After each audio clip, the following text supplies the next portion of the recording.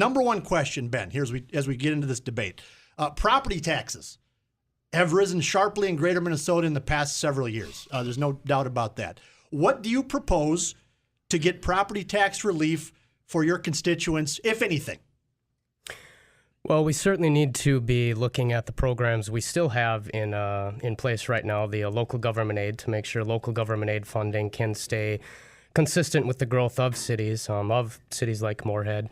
Also, the property tax relief, the property tax rebate folks get at the end of the year is certainly something that benefits people. Something I would really like to see come back is also the homestead credit. That is a mechanism that provides direct property tax relief for folks. It benefits folks in greater Minnesota much more than it does in the metropolitan area.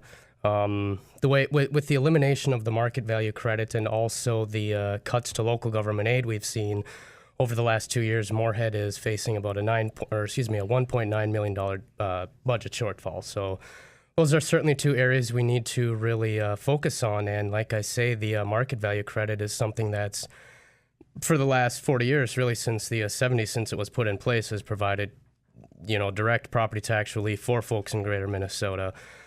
Since the elimination of the market value credit, we've seen property taxes rise for businesses in the state, about $133 million. We've also seen property taxes rise for homeowners, about $370 million, and that's with the elimination of the market value credit alone. So that piece of legislation is something that's very crucial to greater Minnesota that we really, I think we really need to bring back. It provides that direct property tax relief for Minnesota, and it really hits folks in the greater Minnesota area much more than it did for the metropolitan areas. So we up here, we benefit from that program greatly. Okay, Travis, let me ask you the same question. Property taxes have risen sharply in greater Minnesota in the past several years. What do you propose to get property tax relief for your constituents, if anything? Well, we need to continue to stabilize the LGA. The local government aid is a funding stream that has continually been on the decline. We need to make sure we have a stable government, state of Minnesota, so that cities know how to manage their budgets and how to continue going forward. So that's the first thing we need to focus on. There's also another plan right now with a group of mayors throughout the state of Minnesota have created a work group, and they're coming up with ideas. We need to continue to come up with strong ideas with them, working with the mayors, working with the cities, so that we can streamline the process. We can't wait every 2 years for the legislature to come up with a plan and then the cities be reactive on their budgets. We need to come up with a stable plan. A stable plan has been, local government aid has been reduced. We know the market value homestead credit was not a stable plan. Really, it was only fully funded in one of the last 10 years. So we need to move on and move past and continue to come up with other ideas. It's not to say that that was a bad plan, but it wasn't funded. So that's where we need to come together, work with our mayors, work with our cities, and I'd be glad to be a part of that task force after being elected. I'd love to be a part, sit down with the mayors, and work down with the Revenue Commissioner, Myron Franz, who started this program, and continue that process so we can grow together and make sure we have strong cities, strong communities, and really, I've always said, a strong rural Minnesota. Let me ask you a follow-up question to that, Travis. Do you believe then that it's more up to local governments to have to make those decisions, how to fund their cities and their services, more so than it is the state of Minnesota? Are you, and again, a follow-up, is it more of a case of it's local control more than dependent on money from the state? No, the state still needs to come up with some funding. The state needs to continue to help cities like Moorhead. Moorhead to provide a full-service fire department. If we were to leave that all within the city of Moorhead, they would have to raise property taxes 2 to 3-fold to continue to fund the projects we have. So that's where the city comes in to manage that funding, those levels. So you have the same type of levels in Edina, Eden Prairie, as you do in Moorhead. And Moorhead is a great example. It's the largest city really on the western half of the state. So having a rapid response team, a hazmat team, is important not just to Moorhead and Oakport, but it's important to, again, the western half of Minnesota. 237-5948, 800-880-5346, studio@kfgo.com is our email. If you have a question for our candidates, it's a debate format. We're going to go back and forth and let these guys chat. If you have a question about anything that these guys are talking about, please do give us a call. It is Travis's turn to take the first crack at the next question.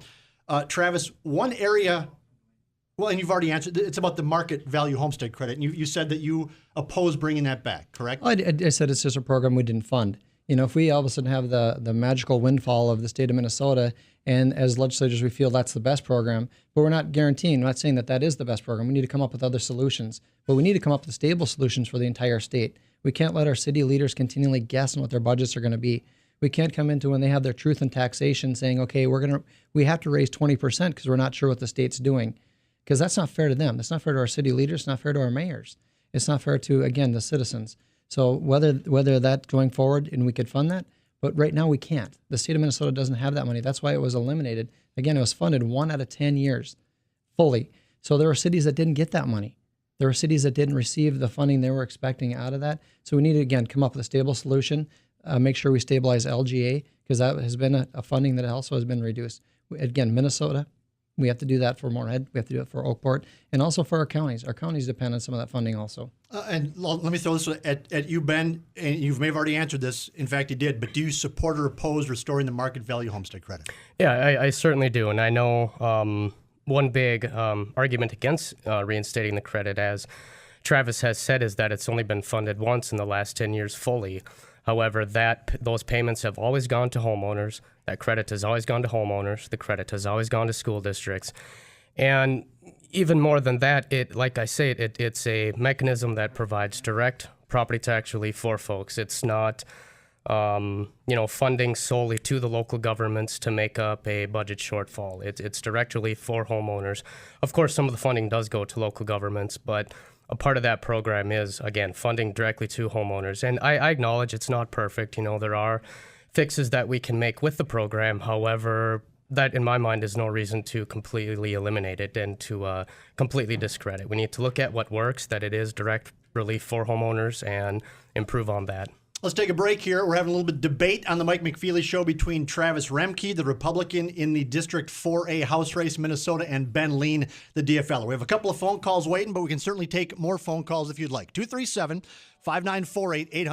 800-880-5346. This is the Mike McFeely Show on the Mighty 790 KFGO.